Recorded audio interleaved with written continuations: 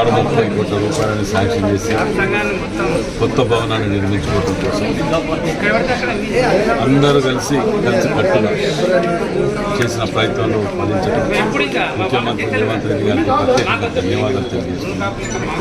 మరి ఇక్కడ భవనం ఫస్ట్ క్లాస్ కాడికి రావడం జరిగింది, దాన్ని పర్యవేక్షించడానికి రావటం.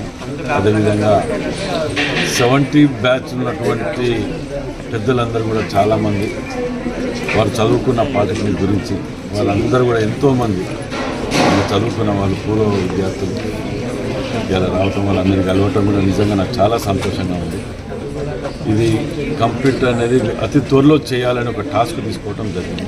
అదేవిధంగా మహిళలకు కూడా ఇదే విధంగా ఇది చేయడానికి ముఖ్యమంత్రి రేవంత్ రెడ్డి గారిని కూడా దాని గురించి కూడా అడగటం జరుగుతున్నది. గతంలో అడిగినాము, ప్రాసెస్లో ఉంది. అది కూడా త్వరలోనే తీసుకొచ్చే ప్రయత్నాలు చేస్తూనే ఉన్నాం. ఏదేదేమైనా జవహర్లాల్ నెహ్రూ గారు వచ్చినప్పుడు ప్రారంభించినటువంటి ఇది ఇవాళ ఆ భవనానికి నా ద్వారా నేను నిధులు తీసుకొచ్చి మేము దాన్ని చేయటం అనేది నిజంగా నాకు నేను చేసుకున్న అదృష్టంగా నేను ఇక్కడ మళ్ళా పూర్వవైభవం తీసుకురావడానికి ప్రయత్నం చేయటం, నేను సక్సెస్ అవ్వటం అనేది నిజంగా కూడా నా జీవితంలో నేను ఒక మంచి అదృష్టంగా భావిస్తున్నాను.